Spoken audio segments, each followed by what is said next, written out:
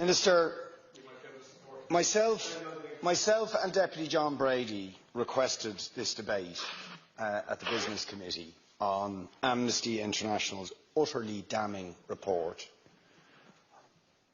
that Israel is a state that is operating a system of apartheid, and in doing so are committing crimes against humanity, and call for sanctions to ensure that that system, that inhumane and inhuman system, is dismantled.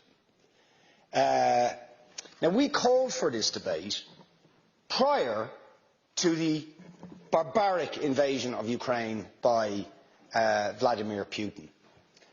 And all of us have rightly condemned the crimes against humanity that are being committed by Vladimir Putin in Ukraine. And the government has moved instantly, within 5 days, to sanction Putin's regime and take urgent action.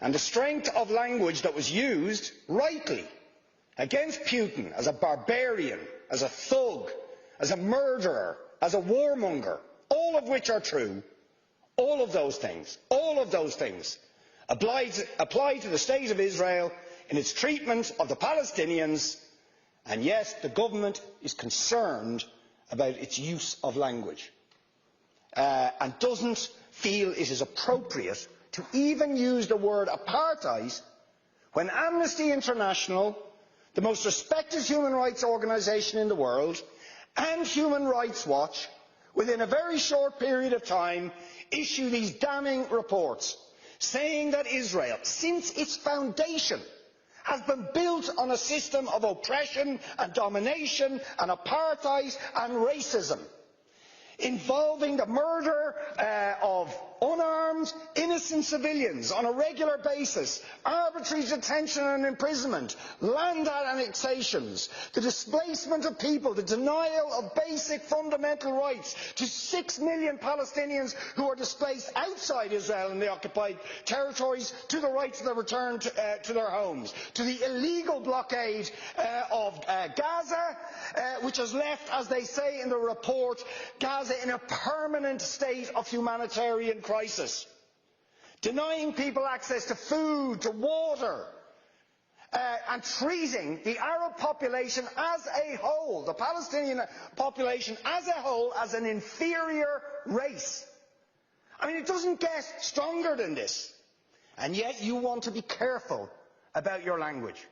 You're happy to correctly use the most strong and robust language to describe the crimes against humanity of Vladimir Putin, but you will not use the same strength of language when it comes to describing Israel's treatment of the Palestinians, when it is now being documented and detailed by two of the most respected human rights organisations in the world, and indeed has been alleged by dozens and dozens of non-governmental organisations, and to be honest, anybody who looks honestly at the decades of brutal, inhumane persecution of the Palestinians, successive assaults on Gaza, the annexation of their land and territory, the systematic application of apartheid rules, you don't want to even use the word apartheid. Never mind sanctions. 5-day sanctions against Putin and his thugs, 70 years of oppression by the Palestinians, and it wouldn't be, what was the word you used? It wouldn't be helpful to impose sanctions. Amnesty International are calling for Israel to be referred to the International Criminal Court for crimes against humanity. Will you support it? They are calling for targeted sanctions against Israeli officials who are perpetuating the system of apartheid, just exactly the same types of sanctions you've just initiated against Vladimir Putin. Will you support it? And I think the answer is clearly you're not going to. And then we ask the question, why? Why?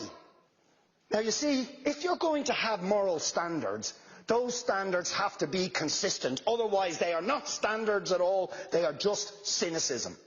And of course we all know the reason that the standards are not consistent is because to call out the apartheid state of Israel would be to run foul of the concerns of certain states that are now presenting themselves as defenders of democracy and so on, such as the United States, the UK, Germany and other powers, whose relationship with Israel, supporting it and backing it, means that the European Union's moral credentials are bankrupted.